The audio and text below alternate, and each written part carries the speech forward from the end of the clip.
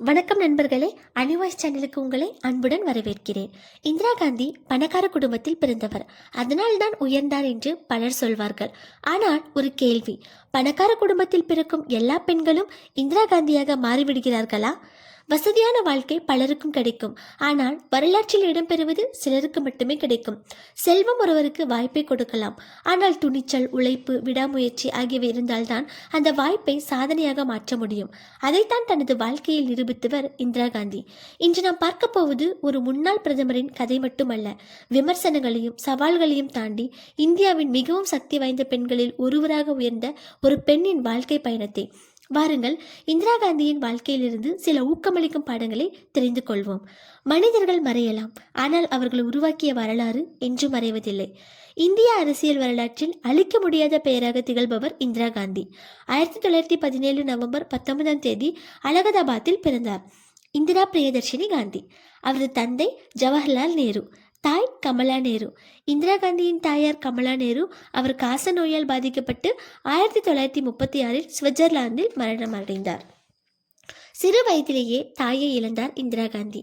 இந்திரா காந்தியின் வாழ்க்கையில் பல சவால்கள் சந்தித்தார், ஆனால் அந்த கஷ்டங்கள் அவரை பலவீனப்படுத்தவில்லை, மேலும் வலிமையாக்கின.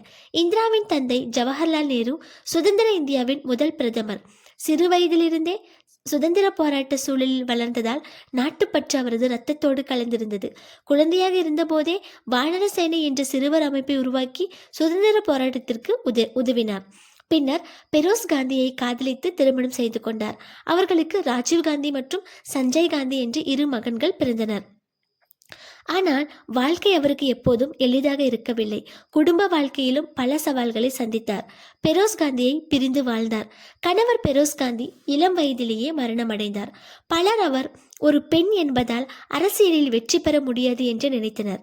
ஆனால் அந்த எண்ணத்தை தனது உழைப்பால் உடைத்து காட்டினார். 1966 இந்தியாவின் முதல் பெண் பிரதமராக பதவியேற்றார். இந்தியாவில் ஒரு பெண் சாதிப்பது இன்றும் கூட எளிதான விஷயம் அல்ல. குடும்ப பொறுப்புகள், சமூகத்தின் விமர்சனங்கள், பல தடைகள் ஆகியவற்றை கடந்துதான் ஒரு பெண் உயர வேண்டும். அப்படிப்பட்ட பெண்களில் ஒருவர் தான் இந்திரா காந்தி. இந்திரா காந்தியின் வாழ்க்கை நமக்கு சொல்லும் பாடம், சூழ்நிலைகள் உன்னை தீர்மானிக்காது, உன் துணிச்சல் தான் உன் எதிர்காலத்தை தீர்மானிக்கும். பிறப்பு வெற்றியை தராது, சூழ்நிலைகளும் வெற்றியை தராது. எந்த தடைகள் வந்தாலும் தன்னம்பிக்கையுடன் முன்னேறுபவர்கள் தான் வரலாறு படைப்பார்கள். இன்றும் இந்திய அரசியல் வரலாற்றில் இந்திரா காந்தி ஒரு சக்தி வாய்ந்த பெண்ணாகவும் தைரியத்தின் அடையாளமாகவும் நினைவு கூறப்படுகிறார். அதனால்தான் மனிதர்கள் மறையலாம், ஆனால் வரலாறு படைத்தவர்கள் ஒருபோதும் மறைவதில்லை.